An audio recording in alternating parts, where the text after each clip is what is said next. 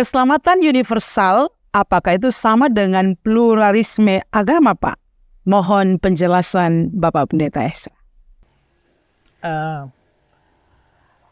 Tidak sama ya, walaupun ada kemiripannya. Kalau keselamatan universal itu artinya sebuah anggapan bahwa pada akhirnya Tuhan yang Maha Kasih itu akan menyelamatkan setiap orang di dunia ini.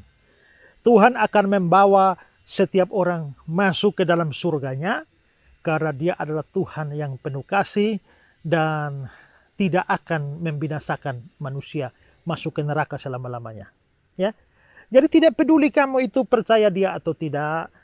Tidak peduli kamu Kristen, Islam, Hindu, Buddha, Konghucu, komunis, ateis sekalipun. Pada akhirnya toh Tuhan akan menyelamatkan semua orang. Jadi tidak ada orang masuk neraka. Semua masuk surga. Nah, itu keselamatan universal. Apa beda dengan pluralisme? Pluralisme agama dalam hal ini ya. Jadi sebenarnya ada 3 paham tentang keselamatan. Itu di dalam kekristenan. Ada yang paham namanya eksklusivisme. Kalau eksklusivisme itu artinya bahwa keselamatan itu hanya terjadi bagi orang-orang yang percaya Yesus. Orang-orang yang terima Yesus sebagai juru selamat dan Tuhan baru selamat. Kalau orang tidak percaya Yesus seperti itu, maka dia tidak akan selamat. Jadi banyak orang akan masuk neraka. Yesus menjadi satu-satunya jalan keselamatan. Itu eksklusif.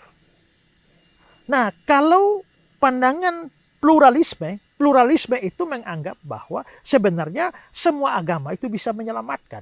Agama apa saja bisa menyelamatkan orangnya, pemeluknya, sepanjang pemeluknya taat kepada agama itu. Maka orang Islam juga nanti akan masuk surga kalau dia taat beragama Islam.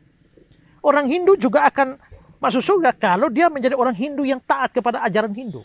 Begitu juga dengan Buddha dan lain sebagainya. Sedangkan ada paham ketiga namanya inklusivisme. Inklusivisme itu berusaha berada di tengah-tengah antara eksklusif dan pluralis. Inklusif ini mau mengatakan, mau mempertahankan kebenaran bahwa Yesus adalah satu-satunya jalan keselamatan sambil membuka kemungkinan untuk ada orang beragama lain yang juga diselamatkan. Sehingga pada akhirnya inklusivisme berkata bahwa ya Yesus memang satu-satunya jalan keselamatan. Tapi bukan berarti agama lain tidak bisa selamat.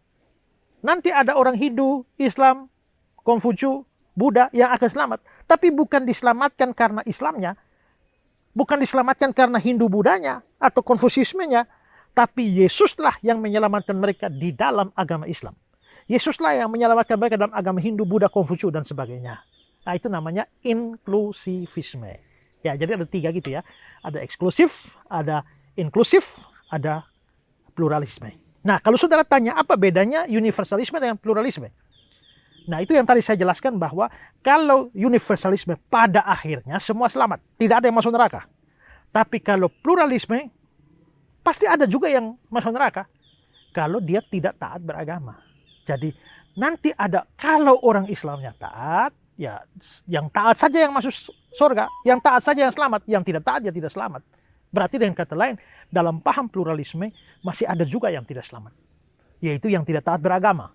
Tapi dalam universalisme, semuanya masuk surga. Semuanya selamat. Tidak ada yang tidak selamat. Nah, itu bedanya. Nah, menurut saya, kedua-duanya itu adalah ajaran sesat. Ya, kita percaya kepada kitab suci kita. Hidup kita hari-hari harus bersifat pluralisme.